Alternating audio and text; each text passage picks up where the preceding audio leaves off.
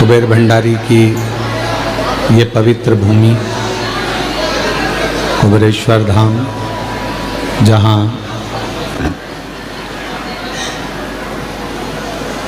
कुबेर भंडारी भगवान कुबेरेश्वर महादेव कंकर शंकर के रूप में विराजमान है। कार्तिक का महीना दामोदर मास में स्वर्गीय श्री मायाराम साहू जी, स्वर्गीय श्रीमती सोनवती साहू जी, स्वर्गीय श्रीमती बुधिया साहू जी, स्वर्गीय श्री मोहनलाल साहू जी की स्मृति में दामोदर प्रसाद साहू जी परिवार एवं समस्त ग्रामवासी धनोरा के सौजन्य से ये पवित्र पावन शिव महापुराण की कथा का आयोजित किया है। साहू परिवार के लिए एवं छत्तीसगढ़ के धनोरा ग्रामवासियों के लिए एक बार जोरदार ताली बजाकर सभी का स्वागत, अभिनंदन, बहुत बहुत स्वागत। और तेरी कृपा बिना नहीं एक भी लेती श्वास तेरी कृपा से तनु बखान क्या करूं, रातों के ढेर का चपटी बबूत में खजाना कुबेर का। हे गंगाधार मुक्ति द्वार ओंकार तू बोले ओंकार तू, आयो शरण की हारी शंभुतार। ये शिव जी की उदारता से दामोदर मास में कार्तिक महीने में 5 दिवसीय शिव महापुराण की कथा ऑनलाइन अपने अपने घरों में रहकर श्रवण करने का सौभाग्य प्राप्त हुआ है। कहीं ना कहीं भगवान शिव की कृपा करुणा, उनकी उदारता, उनकी दया है, जो ये पवित्र कथा आप और हम श्रवण करने के लिए यहाँ विराजमान है। शिव पुराण आज कथा का विराम दिवस है और अन्नकूट महोत्सव भी है।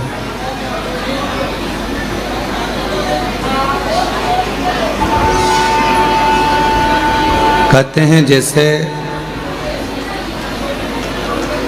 वृक्ष में एक लोटा जल देते हैं, पानी देते हैं तो पूरा वृक्ष हरा भरा रहता है, उसी तरह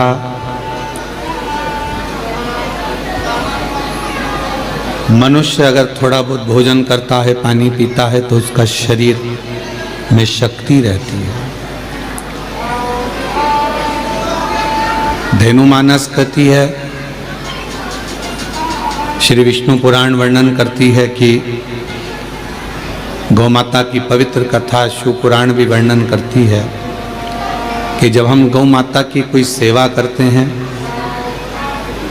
गौ सेवा में अगर लगते हैं तो हमारे 33 कोटि देवता भी प्रसन्न हो जाते हैं और कृपा बरसाते हैं। संपूर्ण भारतवासियों को, संपूर्ण सनातनियों को आज गोपाष्टमी की बहुत बहुत बधाई हो। सबके जीवन में माँ गौ माता के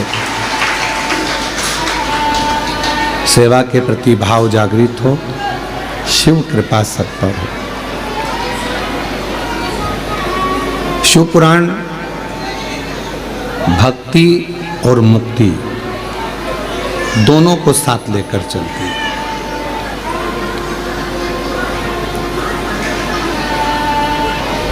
केवल शिव महापुराण की कथा मुक्ति ही नहीं देती, शिव महापुराण की कथा पहले भक्ति देती और भक्ति के बाद मुक्ति देती।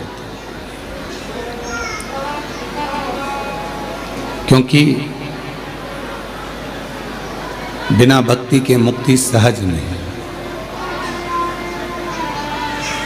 और मानव देह मिला है, मानव का शरीर मिला है, तो पहले इस शरीर के माध्यम से भगवान की अविरल भक्ति करना जरूरी है।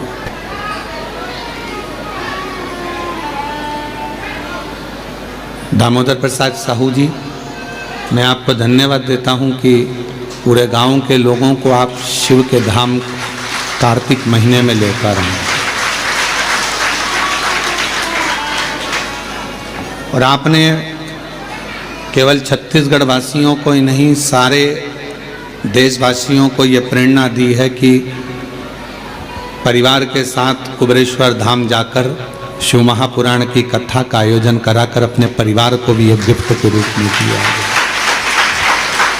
ये प्रेरणा है बेटे, ये आपकी प्रेरणा है कि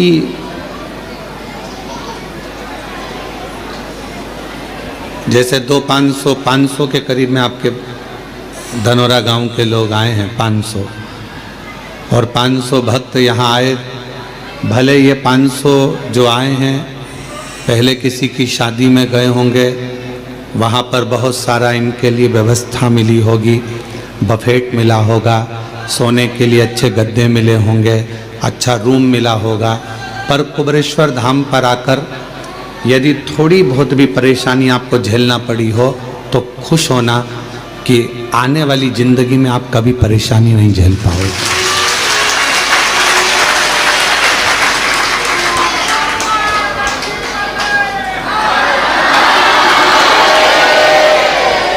सारे तीर्थों में जाकर अगर कोई कथा करवाए, सारे तीर्थों में जाकर अगर कोई भागवत कराते हैं, कोई शिव पुराण कराते हैं, कोई यज्ञ कराते हैं, कोई कथा कराते हैं, पर यदि मौका मिल जाए और एक बार अगर ये 12 ज्योतिर्लिंग के बीच में कुबेरेश्वर धाम पर आकर अगर कोई शिव महापुराण की कथा करवाएगा तो ये निश्चित है कि 12 ज्योतिर्लिंग में कथा कराने का पुण्य फल उसको प्राप्त हो जाएगा।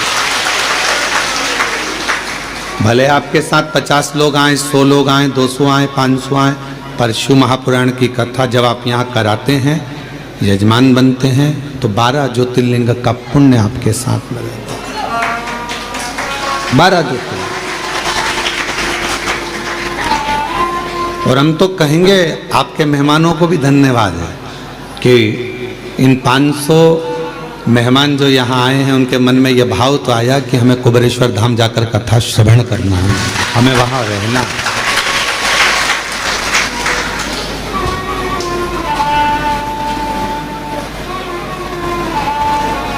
और मेरा कुबेरेश्वर बाबा का धाम कैलाश धाम जैसा है। यहाँ जहाँ देखोगे वहाँ बैठकर लोग कंकर शंकर की पूजन कर रहे हैं, आराधना कर रहे हैं, साधना कर रहे हैं। तीर्थों में घूमोगे तो आपको मालूम पड़ेगा कि केवल तुमने दर्शन किया, स्नान किया, पर कहीं ऐसा नज़ारा नहीं देखोगे कि पूरी रोडों पर, पूरी जगह पर बैठ कर लोग कंकर की पूजन कर रहे हैं शंकर के रूप में। वो नज़ारा केवल एक कुबेरेश्वर धाम पर मिलता है।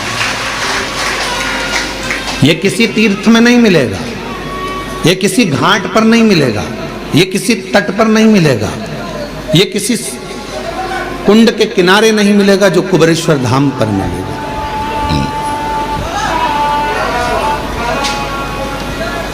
भक्ति और मुक्ति, दो साधन भगवान ने दिए हैं कि अगर मुक्ति के पद पर पहुंचना है तो पहले भक्ति जरूरी है।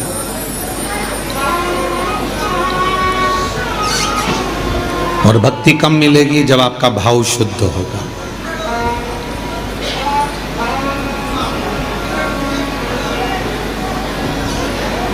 आप में से कोई ऐसा है जिसने अपनी परछाई को पकड़ा हो?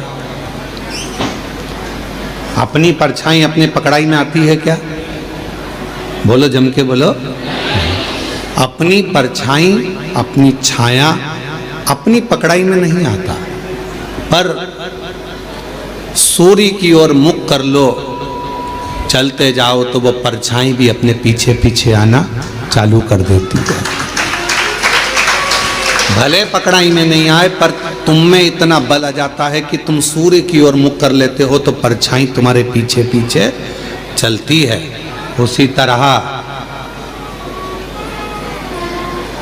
सुख तुम्हारे हाथ में नहीं आ रहा ना, वैभव तुम्हारे हाथ में नहीं आ रहा, तरक्की तुम्हारे हाथ में नहीं आ रही, तो एक काम करो, ये तुम्हारे हाथ में नहीं आ रहा, सुख नहीं आ रहा, वैभव नहीं आ रहा, शांति नहीं आ रही, ये तुम्हारे हाथ में नहीं आ रहा, तो तुम भी एक काम करो, जैसे सूर्य की ओर मुख कर कर चलते हो तो परछाई पीछे चलती है, जो भगवान शंकर की ओर मुख कर कर चलता है उसके पीछे वैभव सुख और शांति चलती है। उसके पीछे वैभव भी चलेगा, शांति भी चलेगी, सुख भी चलेगा, संपदा भी चलेगी। तुम शिव के हो गए तो शिव तुम्हें सब कुछ दे देता।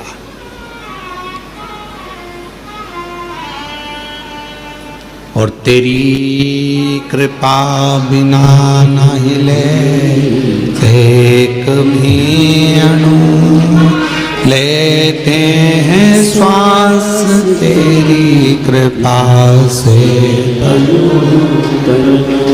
वो क्या नहीं देता,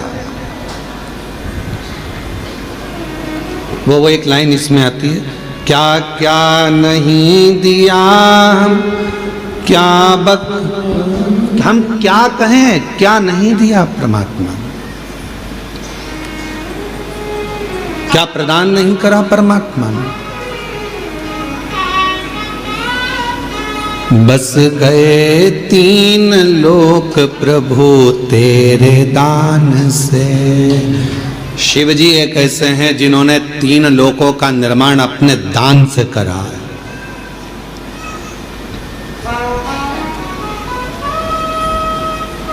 सारे तीर्थ जाओ, वृंदावन गए, बिहारी जी का दर्शन करा, वृंदावन गए, गोवर्धन नाथ जी की परिक्रमा करी, ब्रज गए, यमुना जी का पान किया, द्वारकाधीश जी का दर्शन किया, दाऊ जी का दर्शन किया, ब्रज की रज में खूब दर्शन किया।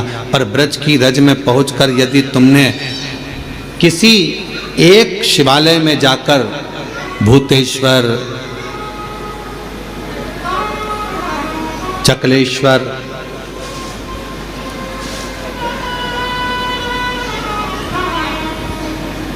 भगवान शिव के अनेक अनेक जो मंदिर हैं पूरे ब्रज में, किसी एक शिवालय में जाकर ब्रज गए, पर ब्रज में आपने सब दर्शन करे, पर शंकर के मंदिर में जाकर अगर एक लोटा जल नहीं चढ़ाया तो ब्रज की यात्रा भी पूर्ण नहीं मानी जाती।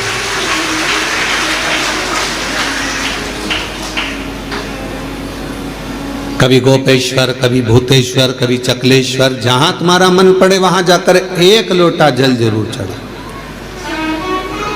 ब्रज की यात्रा पूर्ण जब मानी जाती है जब आप ब्रज भूमि में बने हुए शिवालय में जाकर शंकर के मंदिर में एक लोटा जल चढ़ाओ या दर्शन कर कर आओ, तब ब्रज की यात्रा पूर्ण होती है। अयोध्या जाओ तो अयोध्या के किसी भी शिव मंदिर में जाकर एक लोटा जल चढ़ा कर आओ, तब अयोध्या की यात्रा पूरी मानी जाती है।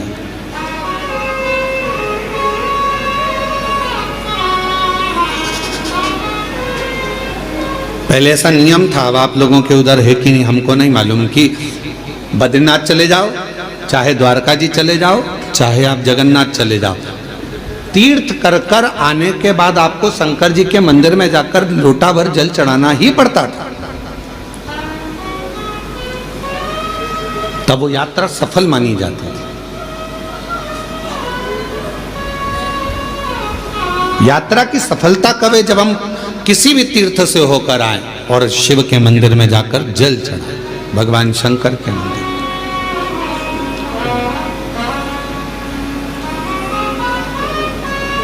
बस गए 3 लोक प्रभु तेरे दान से,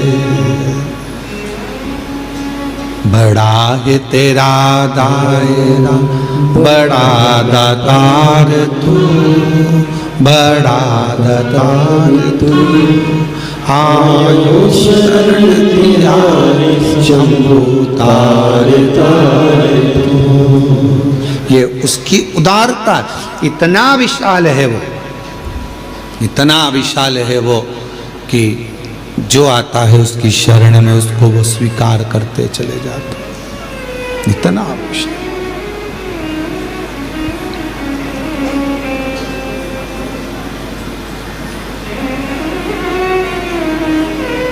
भगवान विष्णु के बैकुंठ धाम में दरवाजे लगे हैं, द्वार लगे हैं। भगवान ब्रह्मा जी के ब्रह्मलोक में भी दरवाजे लगे हैं, द्वार लगे हैं। इंद्र लोक में भी द्वार लगे हैं, दरवाजे लगे हैं। गरुण वरुण नागलोक पितृलोक सब में दरवाजे लगे हैं। केवल एक भगवान शंकर का धाम कैलाश, केवल एक कैलाश जहां मेरे शिव बसते हैं वहां दरवाजा नहीं होता। क्यों? क्योंकि भगवान शंकर को मालूम है कि उसका भक्त उसको कभी भी पुकार सकता है, तो उसको दूर ना करे, कभी भी पुकारे। हम आपसे पूछते हैं, एक उत्तर दीजिएगा। बेटा बहू अपने कमरे में है तो उनका कमरा वो दरवाजा लगाते हैं, बेटी अपने कमरे में है तो वो दरवाजा लगाती है, पर घर के बुजुर्ग माता पिता बूढ़े वो अपना दरवाजा कभी बंद कर कर नहीं सोते। सोते हैं क्या? बुजुर्ग माता पिता अपना दरवाजा लगा कर नहीं सोते, क्योंकि उनको मालूम है कब बेटा आवाज लगा दे, कब पोता आवाज लगा दे, कब नाती आवाज लगा दे, कब कोई बेटा बेटी आवाज लगा दे, कब दामाद आवाज लगा दे, तो हमको जाना पड़ेगा। उसी तरह मेरा शिव, मेरा शंकर, मेरा वो घरदानी, उसके दरवाजा नहीं है। उसको मालूम है कि जिंदगी में दुख कभी भी आ सकता है, और कोई दुख की घड़ी में एक लोटा जल लेकर शिव के मंदिर में जाएगा तो मुझे दौड़ कर आना पड़ेगा, आना पड़ेगा। हमसे कई लोगों का इस बात पर बहुत विवाद होता है, क्या कथा करते हो, हर कुछ बता देते हो, हर कुछ बोल देते हो। कई लोग कहते हैं शिव जी को इतने बजे तक जल चढ़ाना, इसके बाद मत चढ़ाना, इसके बाद चढ़ाना, इसके बाद मत चढ़ाना। परशु महापुराण तो ये कहती है कि वो बाप है, तुम बेटे हो। बेटा बेटी को कभी भी माँ बाप की जरूरत पड़ जाए, उससे मिलने का सबसे सुंदर तरीका है एक लोटा जल, जब दुख आए तो दौड़कर मंदिर चले जाओ, चढ़ाओ।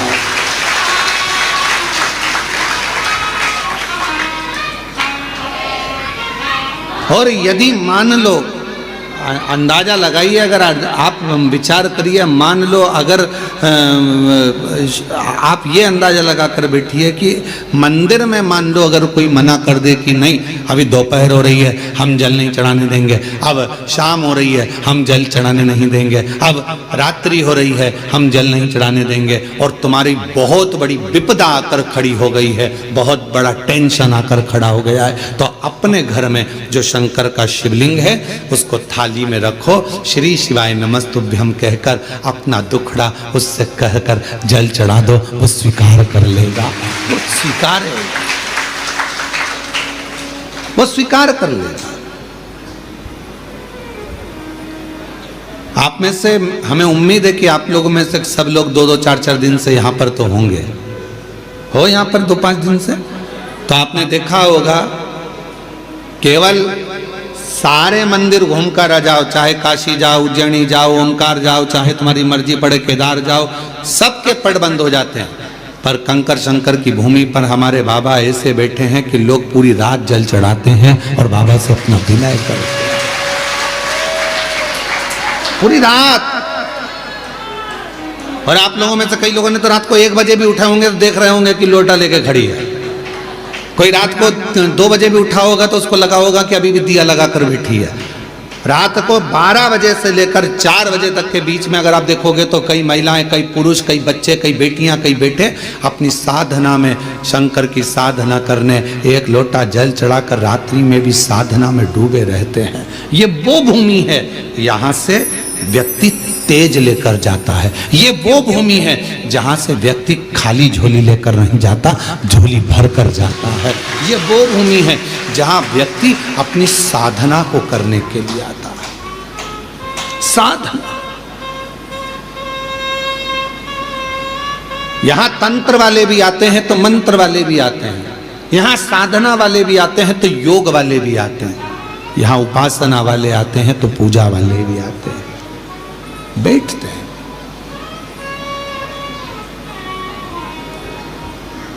कब पिता को तुम्हारी जरूरत पड़ जाए और तुम्हें पिता की जरूरत पड़ जाए।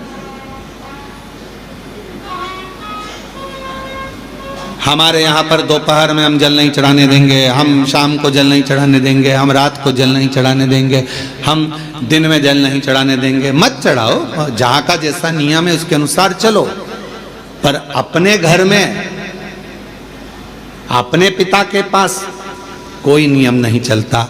वो जब तुमको तकलीफ आ जाए, जब तुमको दुख आ जाए, जब तुम्हें कष्ट आ जाए, तब उसको याद करना, श्री शिवाय नमस्तुभ्यं करना। किसी दूसरे के दरवाजे पर जाकर याद मत करो। दुख आया और किसी ने कह दिया चलो मैं तुम्हें वहां लेकर जा रहा हूं, वहां दुख मिट जाएगा, चलो मैं वहां लेकर चलती हूं, वहां तकलीफ मिट जाएगी। ना ना ना, मेरा तो बाप मेरे घर में बैठा है, मेरा बाबा बैठा है, कुबेर भंडारी का नाम लूंगी, कुबेरेश्वर बाबा का नाम लूंगी, एक लोटा जल चढ़ाऊंगी, श्री शिवाय नमस्तुभ्यं कहूंगी और मेरा दुख कट जाएगा, ये निश्चित है। कभी भी याद करो उसको, कभी भी।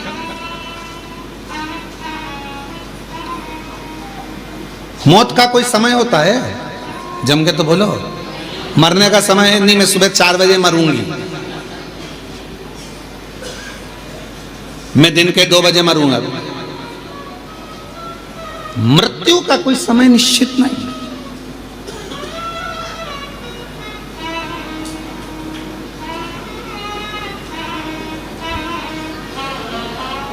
एक बात पूछे हम आपसे, उत्तर दीजिएगा, थोड़ा सा जवाब दोगे आप लोग? बोलो तो जम के। ठीक है। पहले जन्म कुंडलियां कितना काम करती थी आपको मालूम है? पहले ज्योतिषाचार्य पत्रिका देखकर पूरा भाग्य बता देते थे, जन्म कुंडली देखकर बता देते थे कि ये योग, ये शनि, ये मंगल, ये बुध, ये गुरु। आज के समय में भी बहुत विद्वान ज्योतिषाचार्य हैं, मैं उनको नमन करता हूं, प्रणाम करता हूं। ज्योतिषाचार्य तो सिद्ध हैं, पर आज के जमाने में कुंडलियां सिद्ध नहीं। कारण पहले बच्चा जन्म लेता था, नॉर्मल डिलीवरी होती थी, नॉर्मल बच्चा जन्म लेता था तो कुंडली उस हिसाब से बनती थी। आजकल डॉक्टर कह देते हैं कि आप तारीख चुन लीजिए, कौन सी तारीख को ऑपरेशन करना है, हम बच्चे को उस समय पर उस तारीख में उतनी बजे, जितनी बजे बोलोगे उतनी बजे हम ऑपरेशन कर देंगे। बोलो सही है कि गलत? उतनी बजे। अब आपने तारीख निकलवा ली, आपने समय निकलवा लिया, आपने पल निकलवा लिया, डॉक्टर साहब मैडम इतनी बजे आप ऑपरेशन कर देना, इस तारीख को ऑपरेशन कर देना, तो अब कुंडली काम करेगी क्या? क्योंकि तुम्हारी मर्जी से बच्चा हुआ है, इतनी बजे कर देना, इतनी तारीख को कर देना। पहले परमात्मा की मर्जी से होता था, जब वो चाहता था तब दर्द उठता था और जापा होता था तो कुंडली काम करती, पत्रिका काम करती। अब तुम्हारी मर्जी से हो रहा है, तुमने कह दिया बुधवार के दिन इतनी बजे, इतनी तारीख को इतनी बजे बच्चे को जन्म ऑपरेशन कर देना, बच्चा जन्म ले लेगा, और तुमने फिर वो बनवाई। अब वो काम क्या करे?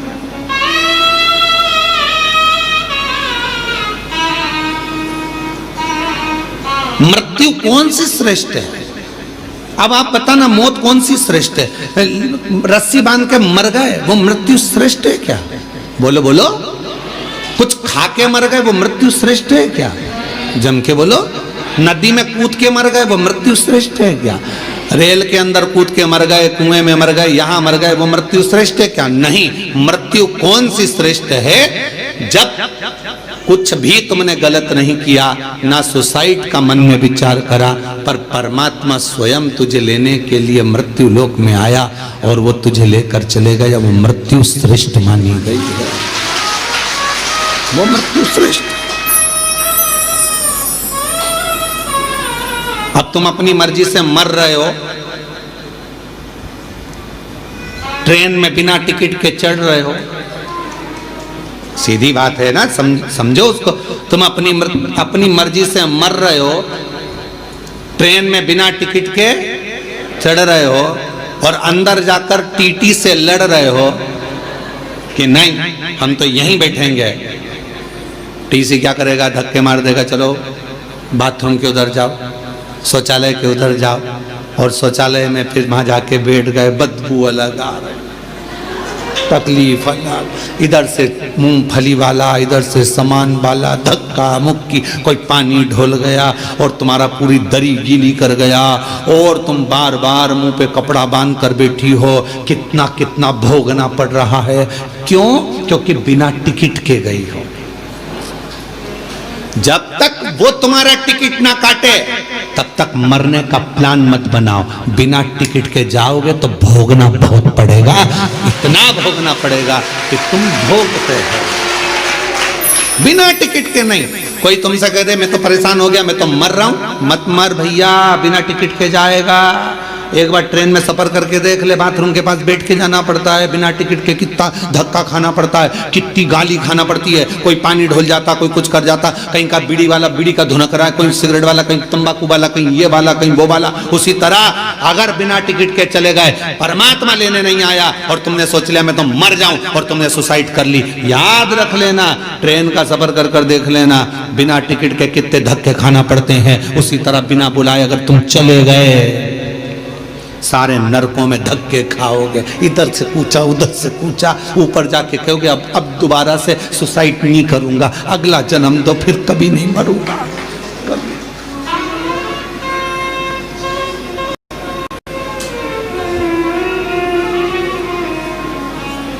मृत्यु जब वो देगा श्रेष्ठता में, तो मौत का कोई समय नहीं है मरने का समय। मुहूर्त निकाला है तुम लोगों ने,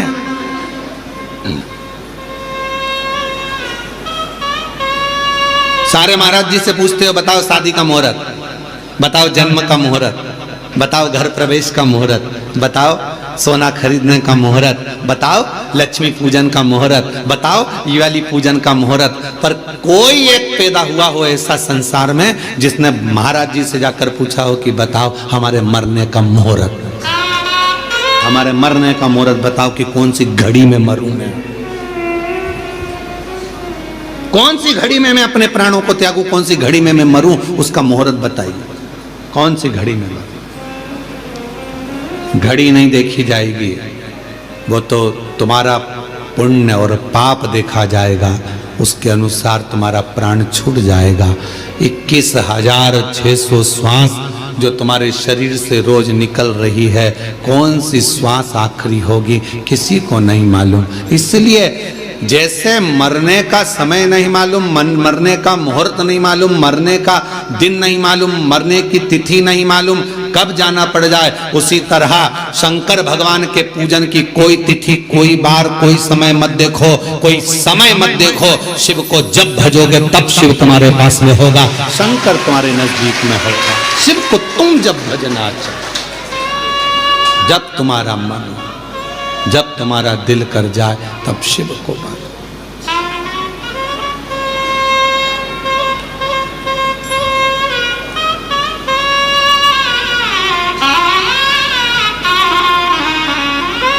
और महादेव नमन चरणों में स्वीकार कीजिए, सबका किया है मेरा भी उद्धार कीजिए, उद्धार कीजिए।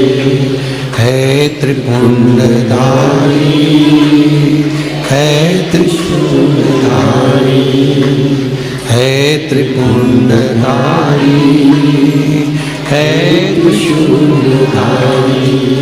चरणों में तेरे बाबा जी पावन है चारों धाम, चरणों में तेरे बाबा जी पावन है चारों धाम।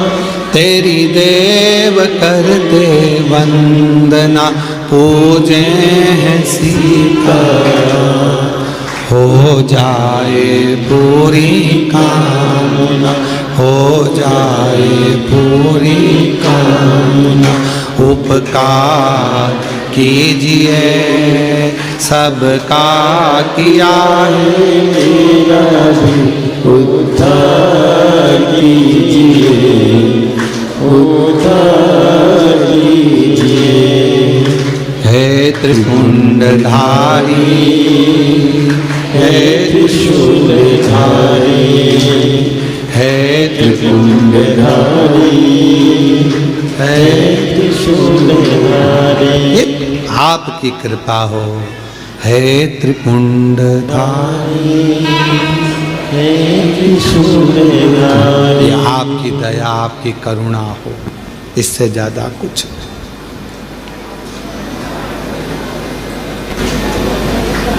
कोई समय शिव को पुकारने का नहीं है कि इस समय पर भगवान को पुकारोगे तो जल्दी आएगा।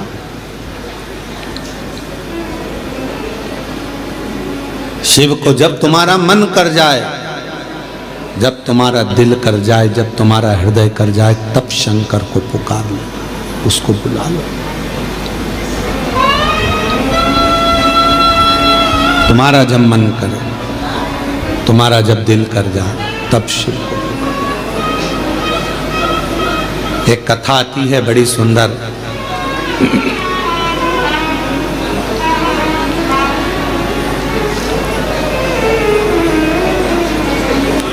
एक बार माँ जगत जननी जगदम्बा अम्बा माँ पार्वती जी कैलाश पर बैठी थी। भोगरदानी नहीं थे उस समय पर। भगवान शिव भोगरदानी उस समय पर वहां नहीं थे। माँ जगत जननी बैठी हुई थी।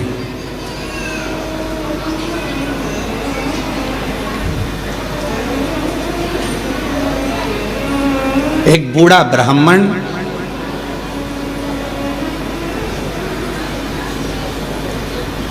साधारण सी जिंदगी जीने वाला, बिल्कुल सहजता का जीवन जीने वाला,